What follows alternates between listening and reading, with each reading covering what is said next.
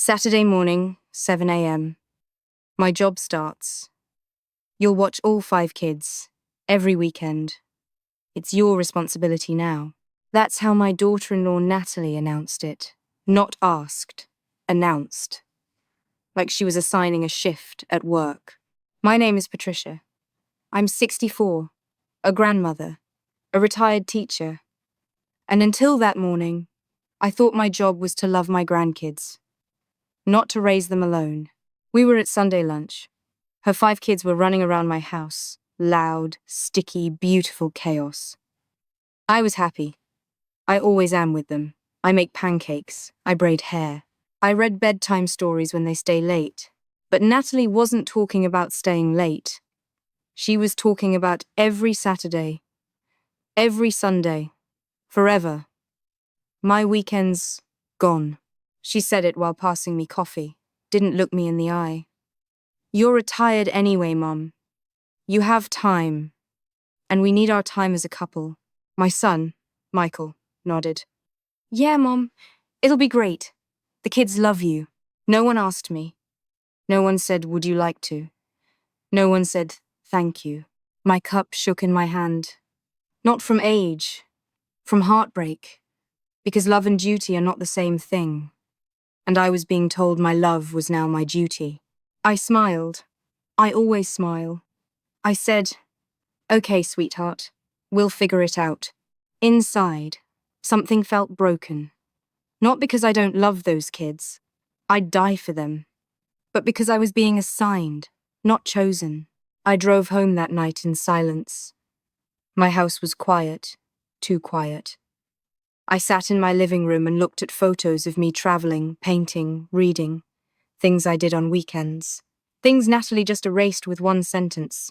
But what I didn't know that night, while I was trying to convince myself this was just family helping family, was that Natalie had a secret plan, a plan that would expose exactly what she thought of me, until everything changed 3 weeks later, when she left a note on my door, and the truth came out with it. The first weekend came fast. 7 a.m. Doorbell. 5 kids. Backpacks. Lunchboxes. A list. No sugar. No TV before 3. Bath at 6. They sleep at 8. Natalie kissed her husband and said, have fun, Mom. We're going to the spa. I waved. I smiled. I spent 14 hours chasing, cooking, cleaning, calming tears, breaking fights. When they left at 9 p.m., I collapsed on the couch. My back hurt. My heart hurt more. The next weekend, same thing.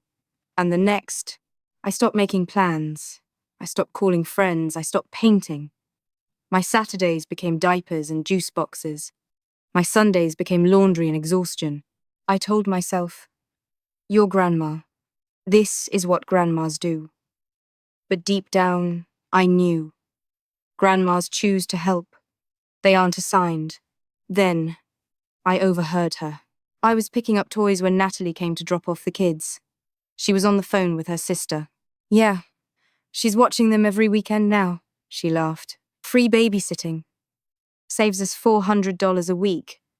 She can't really say no, you know? What's she gonna do, travel? She's 64. That sentence shattered me. $400 a week. That's all I was to her. A savings plan, not family, not grandma. A budget solution. I stood behind the couch, frozen.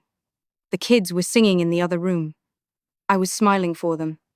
But inside, I felt invisible. Used. Erased. I went home that night and cried. Not because I was tired. Because I was taken for granted. The worst kind of pain is when people think your kindness means you have no limits. For days, I was broken. I looked at my calendar and saw nothing but kids. No Patricia. Just a babysitter with a title. But pain wakes you up. Slowly, I remembered who I was before Grandma. I was Patricia. I taught 3rd grade for 30 years. I raised a son. I buried a husband. I built a life. I was not free labor. I was a woman. I didn't get angry. I got clear. The next Saturday, when Natalie dropped them off, I handed her the list back.